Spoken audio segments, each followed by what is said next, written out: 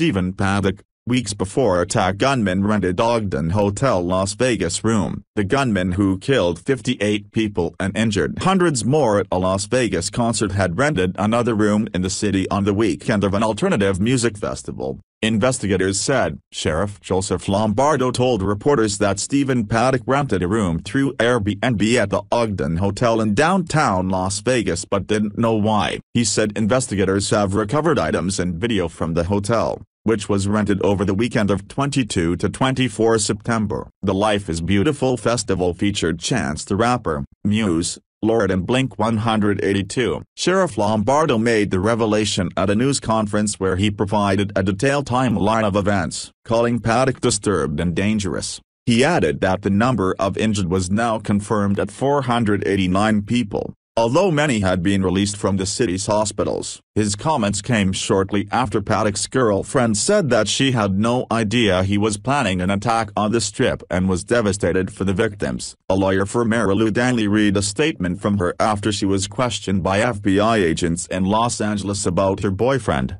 Stanley was out of the country at the time of the attack and said Paddock sent her to see her family in her native Philippines. Meanwhile, President Donald Trump traveled to Las Vegas to meet with law enforcement officers and survivors of the shooting outside the Mandalay Bay Hotel Casino. FBI Deputy Director Andrew McCabe, speaking at a cybersecurity forum in Boston, said investigators are busy reconstructing the life, the behavior, the pattern of activity of this individual and anyone and everyone who may have crossed his path in the days and the weeks leading up to this horrific event. Asked if investigators had determined why Paddock carried out the attack, he said, "We are not there yet." Here's the latest on the investigation into the Las Vegas shooting. There is evidence the gunman, Stephen Paddock, planned to escape, Clark County Sheriff Joseph Lombardo said. At least 59 people, including the shooter, died after Sunday night's attack at a Las Vegas music festival. The motive remains unknown,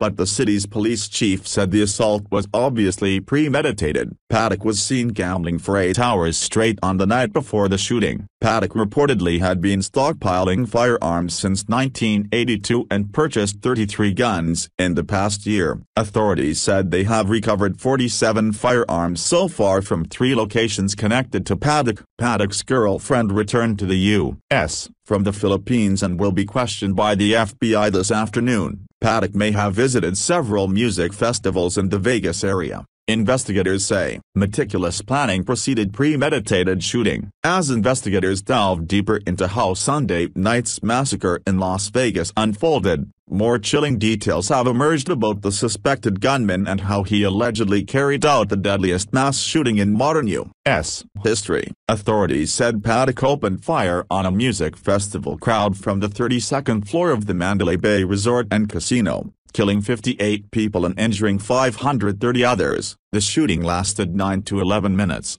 with the first reports of gunshots beginning Sunday at 10:05 p.m. PT and the final shots being fired at 10:15 p.m. Paddock is believed to have been solely responsible for the attack, according to police. Speaking this evening, Lombardo said that there is evidence that indicates Paddock, a 64-year-old resident of Mesquite, Nevada, planned to escape. However, Lombardo did not provide any details on what the evidence was or why he believes that. Lombardo added that there are indications Paddock had some kind of help. Paddock checked into the Mandalay Bay Resort and Casino on September 28, bringing 10 bags and at least 23 guns, including high-power rifles. He set up surveillance cameras inside and outside his 2-room suite. There was one camera on a room service cart in the hallway outside his suite, police said. One official said he also had a camera mounted in the room, apparently to record himself. Paddock was shuttered inside his suite for 3 days at the Giant Hotel Casino,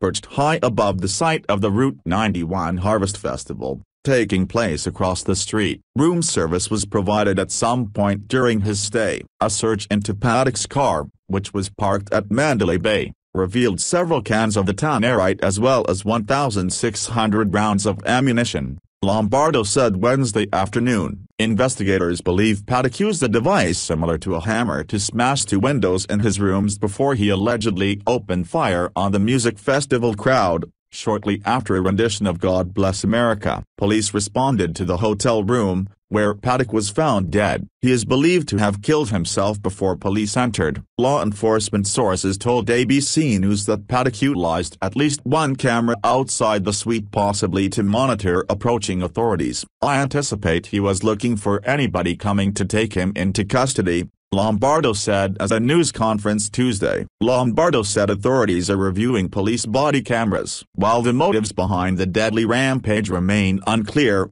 Lombardo said the attack was obviously premeditated and the shooter evaluated everything he did. Sen. Richard Burr, RNC, the chairman of the Senate Intelligence Committee, told a news conference today that the shooting doesn't seem to have a terrorism nexus. An employee at the Mandalay Bay Resort and Casino told ABC News she spent a total of 16 hours serving Paddock in the casino during her shifts there over the weekend. She said she watched him gamble for 8 hours straight, from Saturday night to Sunday morning. He played high-stakes video poker on machines in a separate, exclusive section of the casino, she said. As soon as she saw Paddock's picture on the news, identifying him as the suspected gunman, she said she knew it was the man who was her customer the night before the shooting.